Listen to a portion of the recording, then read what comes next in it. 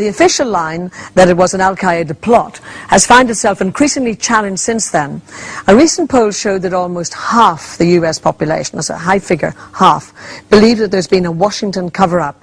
And the film dealing with the conspiracy claims is one of the current hottest internet downloads. Plus, a new book says the US government masterminded the attacks and has the duty of Christians to expose the evil at work within the Washington administration. Now, all of that may sound very far-fetched, but the conspiracy theorists have been given added respectability by a sizable number of academics, including the author of this new book, theologian Professor David Ray Griffin. Well, Ed Sturton went to meet him to find out how serious he is about these ideas.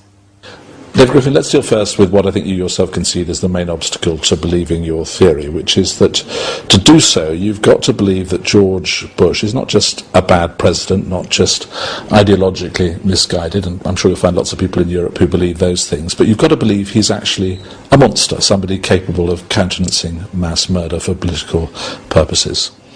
Actually, members of the movement are not sure that Bush was involved from the beginning. You know, some people in the movement do put up signs that say Bush knew or Bush did it, but I've never made a statement about that. Now, I have suggested very strongly that it was the Bush-Cheney administration that was involved in this and their Pentagon. So your question still stands, that we have to believe that some of these people in the administration would do a very terrible thing. That is absolutely right. And it's hard to believe that. I mean, it's such a monstrous thing to do. But when you look at what people have done for the sake of empire and riches in the past, it is not so hard to believe. People that are good family men have done monstrous things. And we know that from Nazi Germany. These were very cultured, refined gentlemen, many of them, and people could not believe they would be participating in such an event. All right, let's look in a bit more detail at some of the issues you raise. One of the things you say you believe is that the World Trade Center buildings were brought down not by being struck by the planes, but by explosions, deliberately planted explosions within the buildings. What's the evidence for that? There are at least 10 characteristics of the way these buildings came down that can be easily explained by the use of explosives, and not a single one of them can be explained without the use of explosives. So the fact that they came down at virtually free fall speed, that there was molten metal under the buildings. Molten metal needs temperatures far exceeding what fire can reach. Furthermore, the buildings came straight down. That's the whole purpose of controlled demolition of the type that we call implosion. There are only a few companies in the world qualified to do it. So the idea that somehow a plane hitting a building plus a fire would cause that building to come straight down. We're talking about over 300 steel columns, 47 core columns, over 200 columns around the perimeter, for the building to come down in a symmetrical way. So the building comes down as you see in the videos. All of those steel columns had to collapse simultaneously. For that to have occurred because of random fires throughout the buildings would be an absolute miracle. Furthermore, there are literally dozens of witnesses who report hearing explosions going off in the towers. This is as close as we can get to the base of the World Trade Center. You can see the firemen assembled here, the police officers, FBI agents, and you can see the two towers. A huge explosion now raining debris on all of us. We better get out of the way. All right, what about the Pentagon? Why do you think that what hit the Pentagon was not a passenger airliner, but a missile? I'm not sure it was a missile. I'm just sure it was not Flight 77 under the control of Hani Hanjour. Part of the reason for that is that there is simply no evidence that it was a large airliner. There's no debris, there's no damage that suggests this was by an airliner.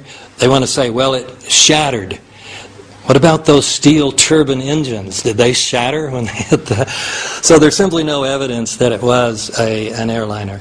I mean, if the purpose of the operation was political, as you suggest it was, that would have been perfectly adequately achieved by flying a couple of planes into the World Trade Center, wouldn't it? Why fly a missile into the Pentagon? Why bring the towers down by controlled demolition? What would the point of that be?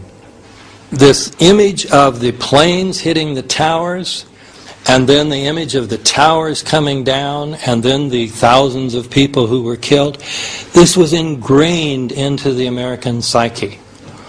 And it got the American people ready for revenge, and frankly, many of them didn't care against whom. They wanted revenge, and frankly, against Arab Muslims. Let's move on to the theology behind some of these ideas. You've got a chapter here in your book called The American Empire, Demonic Evil. What do you mean by that?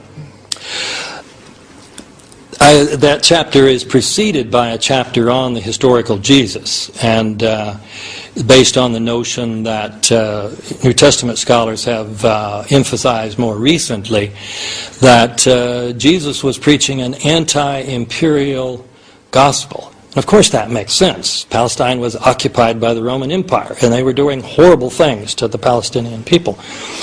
And so the fact that he would be preaching such a gospel of liberation is not a surprise. I suggest then that that Jesus thought of the Roman Empire as demonic. We can develop a notion of the demonic that's not a mythological notion of a literal Satan, but that there is something that has grown up with civilization over the last 10-some thousand years that we can call demonic power, and that we can see 9/11 as one of the ultimate manifestations of that demonic power. And faced with that, what is it a Christian's duty to do?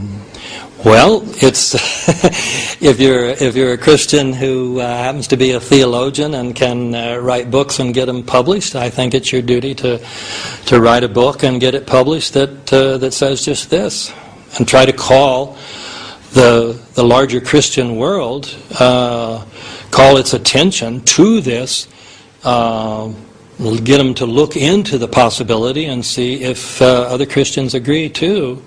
Did you worry at all about the sort of criticism you get in publishing these books and these series, that you'd be accused of being a nutcase? Oh, the conspiracy theory charge? Yeah. Well, the official theory about 9/11 is a conspiracy theory, that 19 members of Al-Qaeda conspired to defeat the most powerful military force in history and to bring down 3 buildings by hitting 2 of them. So it's a conspiracy theory. So anybody who says, well, what you're talking about is conspiracy theory, and we know that conspiracy theories are nutty, they ignore the fact the official theory is a conspiracy theory. So the question is, which of the conspiracy theories is true? And we judge that by which one has the best evidence. And when you look at the evidence for the official theory, it all evaporates. David Griffin, thank you very much indeed for talking to us. Thank you. Well, a lot of issues to consider in that particular interview, and listening to it with me are, of course, Peter Hitchens and John Irvin, Dean of Coventry.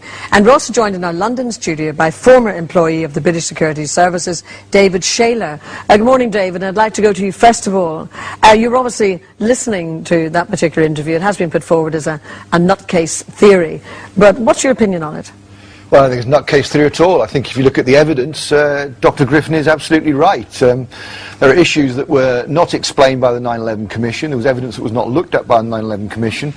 But particularly what they've got to answer is how there are hotspots on ground zero taken by a thermal satellite 5 days later. There's no explanation in the official theory about where the energy comes from to create that. But if you take the theory of controlled demolition, with the use of the explosive thermite, one of the byproducts of that is molten iron.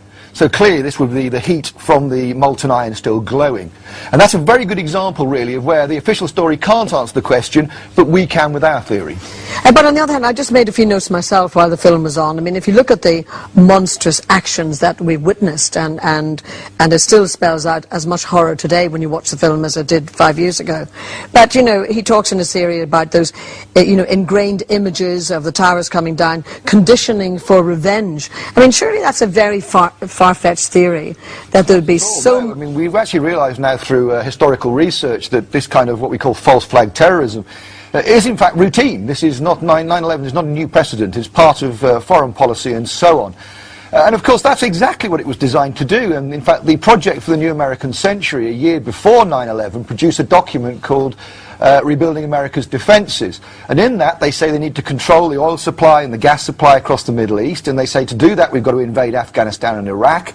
And they say that the American public won't stand for that unless there is a catastrophic and cataclysmic event like a new Pearl Harbor. And we contend that that is the new Pearl Harbor. These neocons are people who've made money from the reconstruction contracts in Iraq and so on. This was quite deliberately designed to inflame American public opinion, to justify adventurism on the part of the Americans in the Middle East. But